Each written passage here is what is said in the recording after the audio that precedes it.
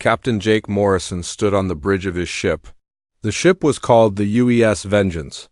He looked out at the dark space around them. Something special was happening today. His ship was not like other ships. It used dark matter as power. Dark matter was everywhere in space. Most people could not see it or touch it, but humans had learned how to use it. They had worked on this secret project for 3 years. Now it was ready. Dr. Lisa Parker sat at her workstation. She was watching. The numbers on her screen? The numbers showed how much dark matter was flowing through the ship. "Everything looks good, Captain," she said. "The dark matter is staying where it should be. We are at 99.7% control," Jake nodded. He felt proud but also nervous. This was the first time anyone had made a ship like this. Other ships in the galaxy used normal fuel. They burned things to make power. But humans had found a way to use the invisible matter that filled all of space. The ship hummed with new energy. Jake could feel it in his bones. The dark matter made the ship feel alive. It was not just a machine anymore. It was something more. On Earth, Admiral Frank Collins watched from his office. He had gray hair and tired eyes. He had been planning for this day for many years. When aliens first came to Earth 15 years ago, they did not think much of humans. They thought humans were just children playing with simple toys. The aliens had formed something called the Galactic Council. This was like a big government for all the smart species in the galaxy. There were 12 different types of aliens in the council. The most proud ones were called Zephyrians. Their leader was named Crixto. He looked down on humans and thought they were not very smart, Lieutenant. Amy Rodriguez was working at the communication station. She listened to messages coming from other ships. "Captain," she said, "I am getting calls from the Thunder and the Shadow Strike. Both ships are working well too." The Thunder was commanded by Captain Ryan Davis. He was a good friend of Jake's. They had trained together for years. The Shadow Strike had Captain Helen Brooks in charge. She was known for being very brave and smart. "Sir," Amy continued, "Admiral Collins is calling us. He says it is important. The Galactic Council wants to look at our new ships. They know we have built something new." Jake smiled, but it was not a happy smile. It was the smile of someone who knew trouble was coming. The aliens had spies everywhere. They had finally learned about the Human Dark Matter Project. For too long, the aliens had treated humans like babies. They thought humans could not do anything important. That was about to change. The ship's doctor, Ben Carter, walked onto the bridge. He was not just a medical doctor. He was also a scientist who studied dark matter. "Captain," he said, "I have been reading the alien messages. They are scared. They think we are breaking their rules." Jake looked at him. "What rules?" "They have a law that says no one can use dark matter for weapons. They think it is too dangerous." "But our ships are not really weapons. They are just powered by dark matter." Dr. Parker looked up from her screen. The aliens tried to use dark matter before, but they could never control it. It always exploded or caused problems. They think it cannot be done safely. Jake walked to the big window at the front of the bridge. He could see stars everywhere. Between those stars was dark matter. Lots of it. More dark matter existed than regular matter. It was like the hidden skeleton of the universe. "The difference is," Jake said slowly, "we do not fight the dark matter. We work with it. We listen to it." Amy got another message. "Captain, the council is demanding that we come to their big meeting place. They want to see our ships up close. If they do not like what they see, they will make us destroy the ships." Admiral Collins appeared on the main screen. His face looked serious. "Jake, this is it. This is what we have been preparing for. The council thinks they can push us around like they always have. But today, they are going to learn something new about humans." Jake stood up straight. "We are ready, sir. The Vengeance, Thunder, and Shadow Strike are all working perfectly. Our crews know what to do." The Admiral nodded. "Remember, son, we are not trying to start a war. We are trying to earn respect. Show them that humans are not the weak little species they think we are. Show them that we belong in this galaxy as equals." The call ended. Jake looked around at his crew. They all looked nervous but determined. Each person on the ship had trained for years for this moment. They knew that the future of humanity depended on what happened next. "Set course for the council meeting place," Jake ordered. "It is time to show the galaxy what humans can really do." The ship turned toward its destination. The dark matter engines made no sound, but Jake could feel their power. The Vengeance moved faster than any ship had ever moved before. Behind them, the Thunder and Shadow Strike followed. In a few days, they would reach the council. The aliens would see human technology for the first time. They would learn that the species they had ignored for so long had become something amazing. The age of human power in the galaxy was about to begin. The Galactic Council meeting room was huge.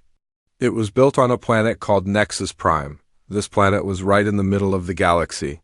Representatives from 12 different alien species sat in the big room.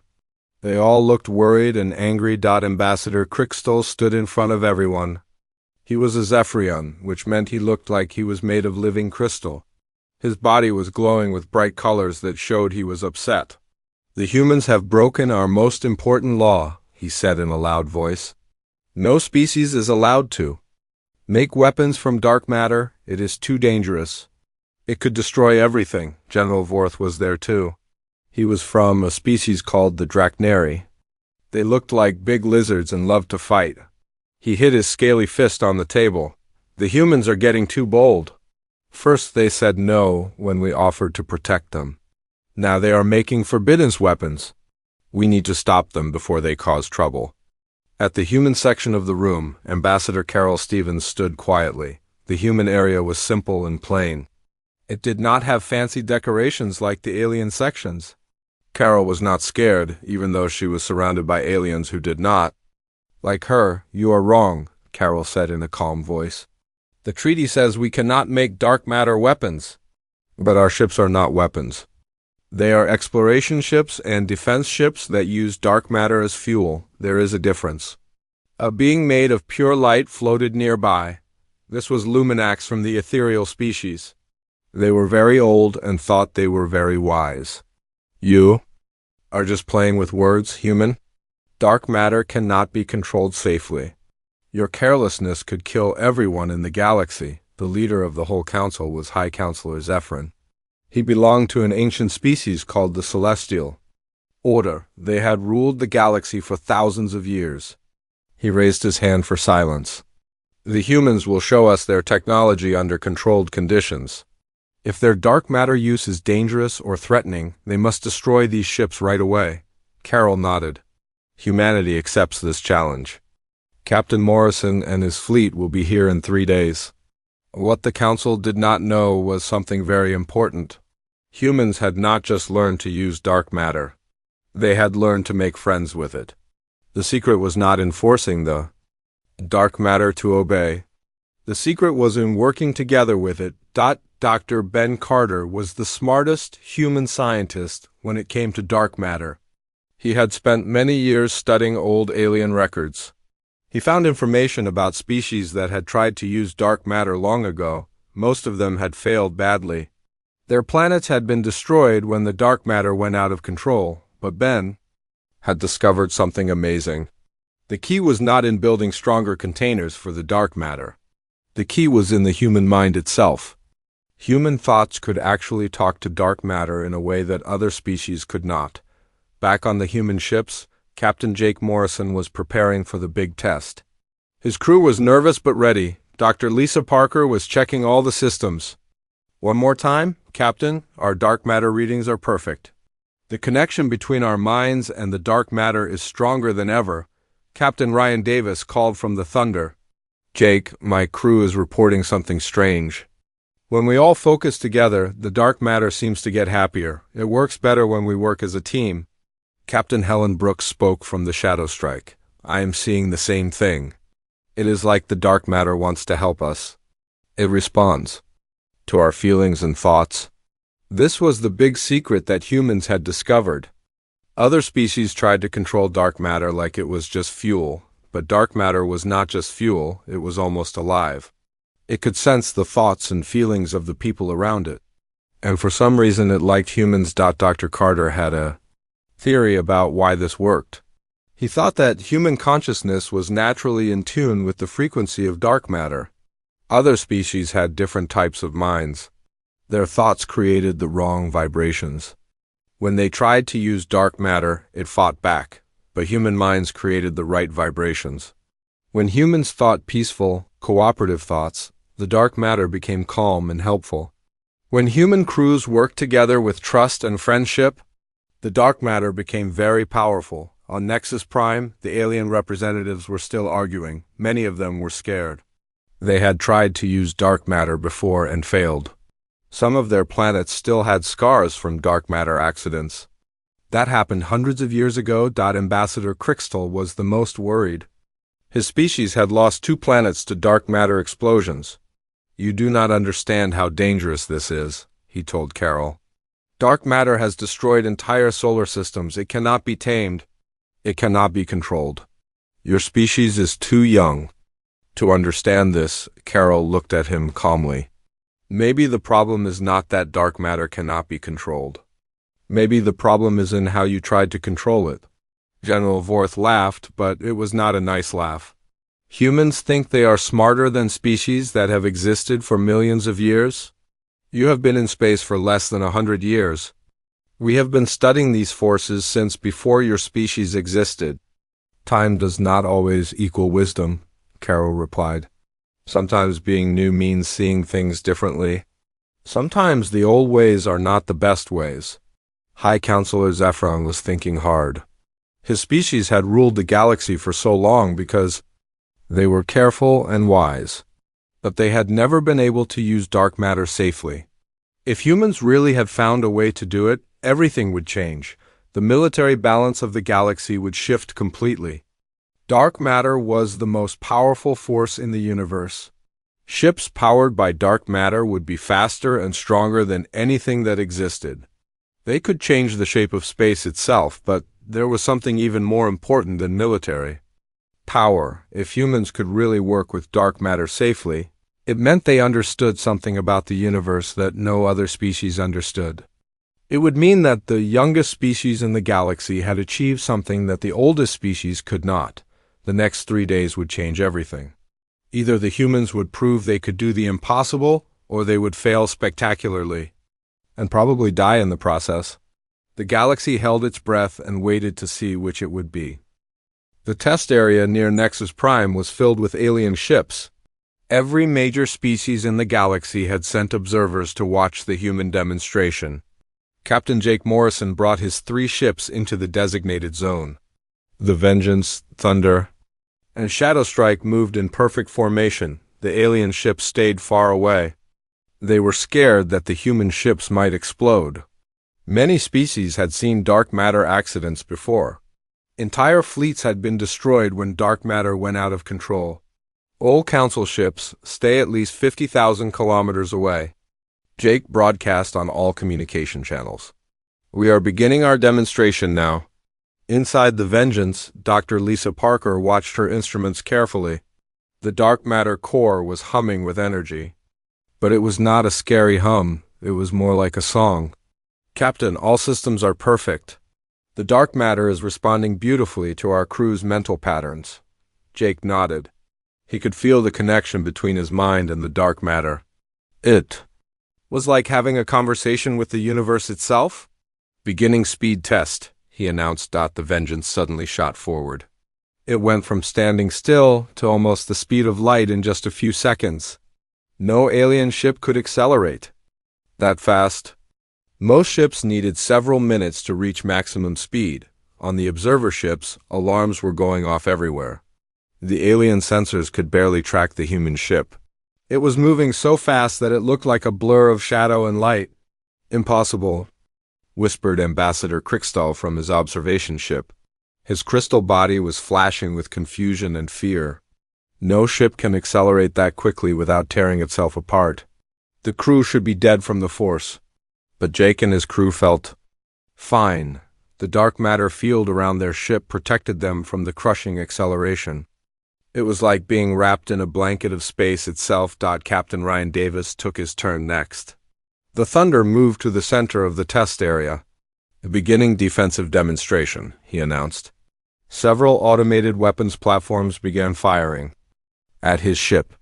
These were the same weapons that could destroy normal battleships, but something amazing happened. Dark matter barriers appeared around the Thunder. The barriers looked like walls made of shadow and starlight. When the weapons hit the barriers, they did not just bounce off. The energy from the weapons was absorbed and converted into more dark matter fuel. The barriers are not just defending, reported Dr. Parker.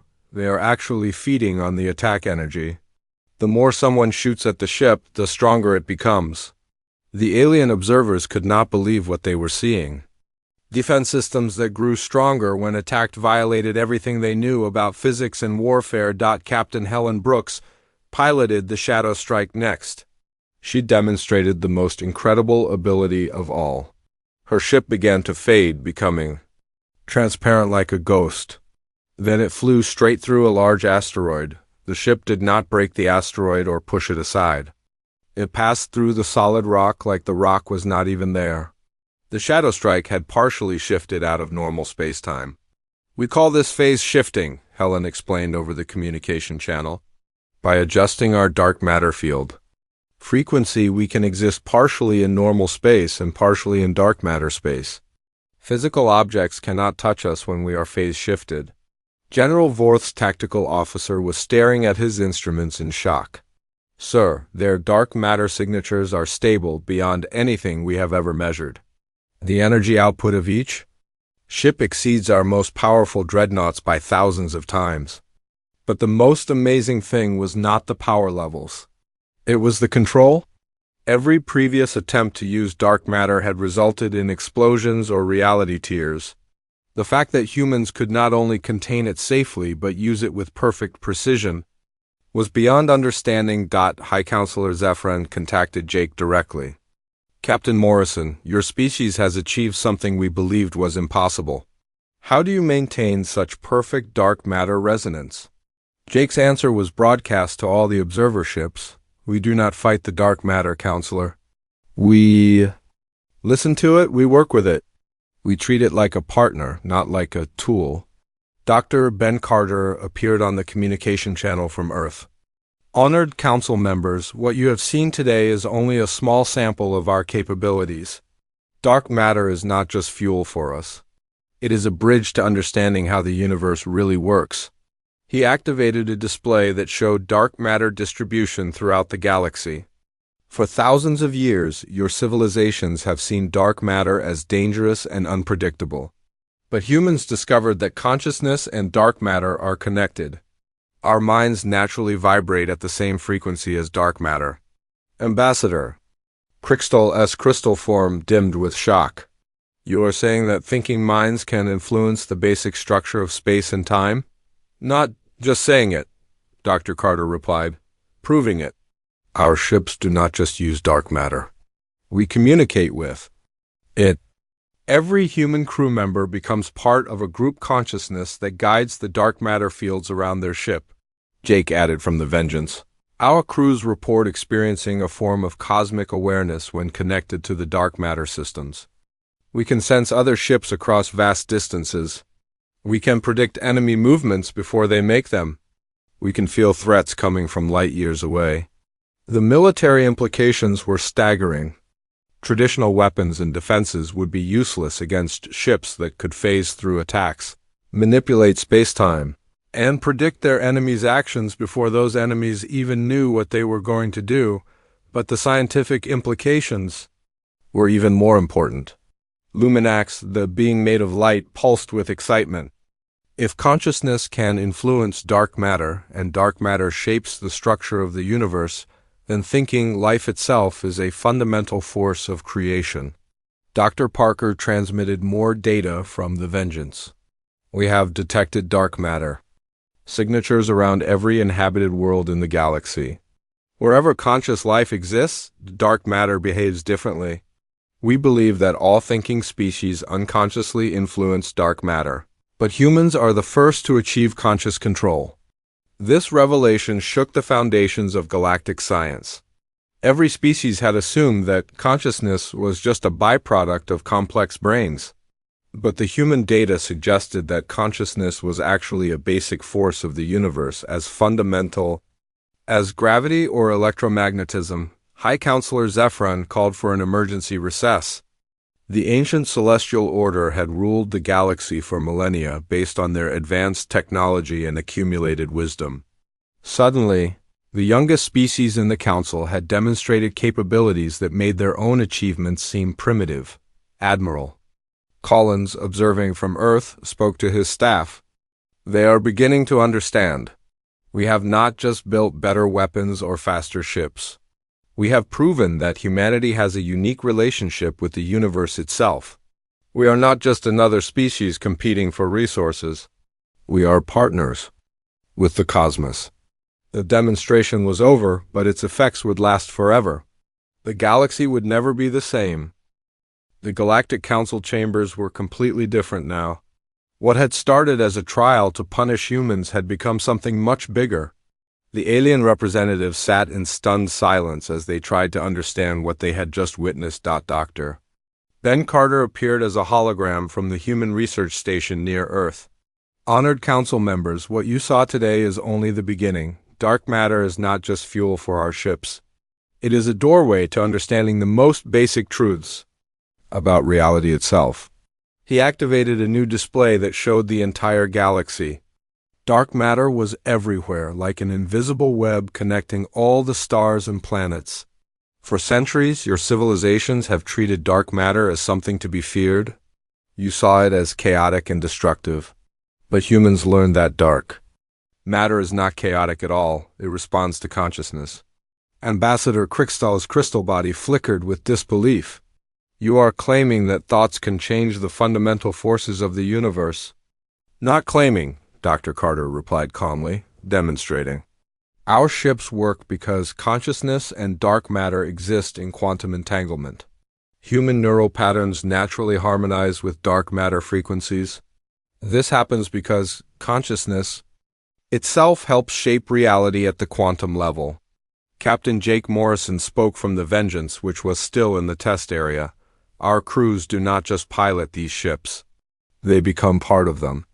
When we interface with the dark matter systems, we experience a form of cosmic awareness. We can sense things happening across vast distances. We can predict movements before they occur. The military implications were frightening to the alien observers.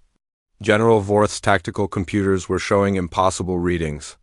Ships that could phase through solid matter, predict enemy actions, and convert incoming attacks into additional fuel would make traditional warfare obsolete, but the scientific implications were even more revolutionary.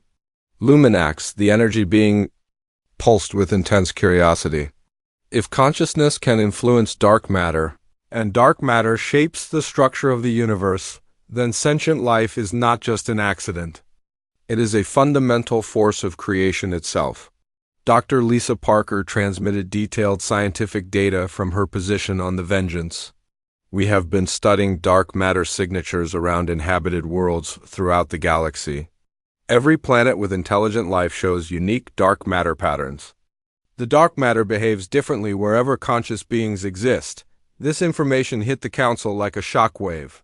For millions of years, the various species had believed that consciousness was simply the result of complex chemical reactions. In brains, they thought that intelligence was rare and unimportant in the grand scheme of the universe, but the human data suggested something completely different. Consciousness was not just a side effect of evolution. It was a basic property of the universe. As fundamental as gravity or electromagnetic force, High Counselor Zephyrin struggled to process this information. His species, the Celestial Order, had ruled the galaxy for thousands of years. They had based their authority on being the oldest and most technologically advanced civilization. Now, a species that had only been in space for decades was showing them truths about the universe they had never imagined. How long have you known this? Zephyrin asked. Admiral Collins answered from Earth. We have suspected the connection between consciousness and dark matter for about 5 years. But we only achieved stable control 18 months ago. The breakthrough came when we stopped trying to dominate the dark matter and started trying to cooperate with it. Dr. Carter continued. The explanation. Every previous attempt at dark matter manipulation failed because the species involved approached it with the wrong mindset. They tried to force dark matter to obey them. They used fear, aggression, and the desire for power as their driving emotions. But dark matter responds to consciousness, Captain Ryan Davis added from the Thunder. When consciousness is filled with fear and aggression, dark matter becomes unstable. When consciousness is filled with cooperation and harmony, dark matter becomes perfectly controllable. Ambassador Carol Stevens stood up in the human section of the council chambers. This is why our ships work and yours do not. It is not because humans are smarter or more advanced. It is because we approach dark matter with the right attitude. We see it as a partner, not as a tool to be dominated.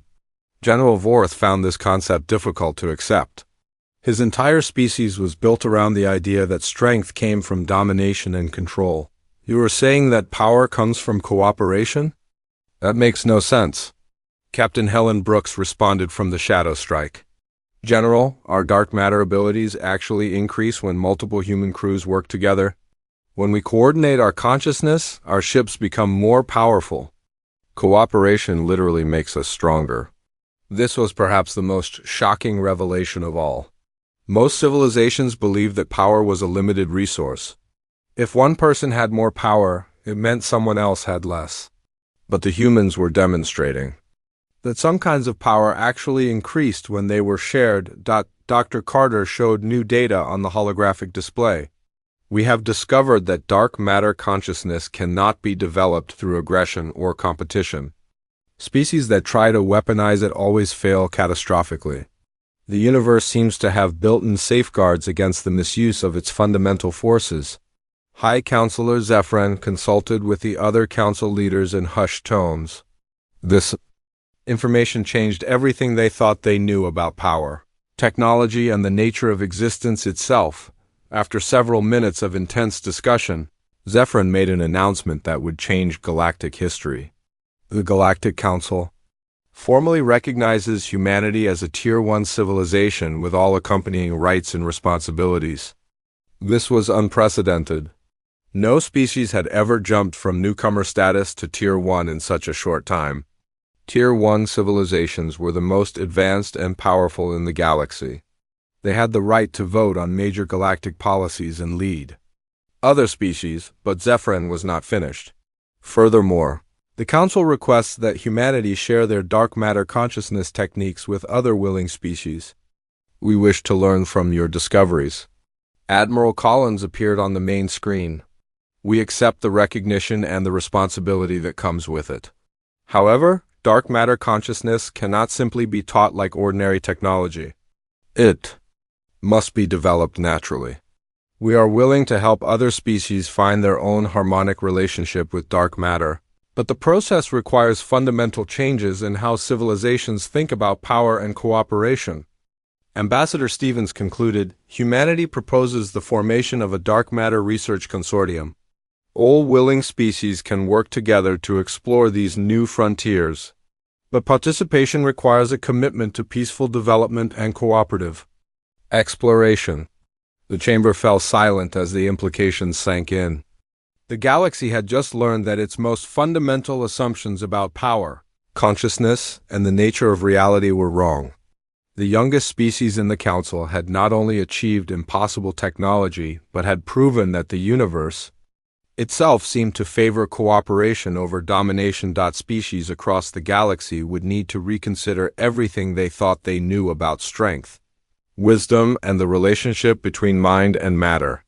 The age of dark matter consciousness had begun, and with it, a new chapter in galactic civilization. 3 months after the demonstration, the galaxy was completely different. The news of humanity's dark matter breakthrough had spread to every inhabited world. Some species were excited about the possibilities. Others were frightened by the implications. Captain Jake Morrison stood on the observation deck of the newly built research station orbiting Earth. Through the windows, he could see ships from a dozen different species. They had all come to learn about dark matter consciousness. The first students were the ethereal beings like Luminax. Their energy-based consciousness was naturally similar to the quantum frequencies of dark matter. Within weeks, they had achieved basic dark matter resonance. Their ships could now phase shift, though not as smoothly as human vessels. Dr. Lisa Parker was leading the research consortium from the main laboratory. She had teams of scientists from 8 different species working together. The key breakthrough, she explained to a group of Celestial Order researchers, is understanding that consciousness is not separate from the physical universe. They are part of the same system. The Zephyrians were having more difficulty. Ambassador Crystal had volunteered to be part of the first test group from his species. His crystal structure made it hard for him to achieve the fluid mental states that dark matter required. "I can feel the dark matter responding," Crystal reported during a training session. "But my thoughts are too rigid. My consciousness is too structured to flow with the dark matter frequencies." Dr. Ben Carter worked with him patiently. "Do not try to control your thoughts. Let them move naturally. Dark matter responds to organic mental patterns, not forced ones." After many weeks of practice, Crystal finally achieved a breakthrough. His crystal body began to glow with a new kind of light as he connected with a small dark matter sample. "I understand now," he said with wonder in his voice. "It is not about thinking harder. It is about thinking together with the universe." The military implications of the new technology were creating changes throughout the galaxy. General Vorth had initially opposed the human breakthrough, but now he was one of the most enthusiastic students. His species, the Draknari, were natural warriors, but they were learning that true strength came from harmony, not aggression. "My people have always believed that power comes from conquest," Vorth explained to Captain Ryan Davis during a training exercise, "but your dark matter ships have taught us something new. The strongest warriors are those who fight alongside the universe, not against it." The Thunder had been assigned to help train Draknari crews. Captain Davis found them to be quick learners once they changed their mindset. "The hardest part for them is letting go of the need to dominate," he reported to Admiral Collins. "But once they understand cooperation, their warrior discipline actually helps them maintain focus." Captain Helen Brooks was working with the most difficult group species that had tried and failed to use dark matter in the past. Many of these civilizations had traumatic memories of dark matter accidents. Entire planets had been destroyed when dark matter experiments went wrong. "We are teaching them that their previous failures were not because dark matter is dangerous," Helen explained. "They failed because they approached it with fear and the desire to control. Fear creates the wrong frequency patterns." The research was revealing amazing discoveries about the nature of consciousness itself. Dr. Carter had established laboratories on 15 different worlds, each studying how different types of minds interacted with dark matter. "Every species has a unique consciousness signature," he reported to the Galactic Council. "But all conscious beings can learn to harmonize with dark matter if they approach it correctly. The universe seems to welcome all forms of cooperative consciousness." High Counselor Zephyrin had been personally involved in the research from the beginning. At first, he had been skeptical and worried about human claims. Now he was one of the strongest supporters of the consortium. "The humans have given us more than new technology," he announced to the Council. "They have given us a new understanding of our place in the universe. We are not separate from the cosmos. We are active participants in its creation." The economic implications were also revolutionary. Dark matter ships required almost no fuel in the traditional sense. They powered themselves by working with the natural dark matter that existed everywhere in space. This meant that transportation costs dropped to almost nothing. Trade between distant worlds became much easier and cheaper. Species that had been isolated because of vast distances could now communicate and trade regularly. The galaxy was becoming more connected than ever. But perhaps the most important change was philosophical. For millions of years, galactic civilizations had competed with each other for resources and territory. The discovery of dark matter consciousness was changing this fundamental assumption. Resources are not limited when you work with the universe. Instead of against it, Ambassador Carol Stevens explained to a gathering of planetary governors. Dark matter is everywhere. It is infinite. When we learn to cooperate with it, scarcity becomes abundance. Some species were struggling with these new ideas. The concept that cooperation could create more power than competition challenged basic assumptions that had guided their societies for thousands of years, but other species embraced the changes enthusiastically. The research consortium was growing every month as more civilizations wanted to learn the new techniques.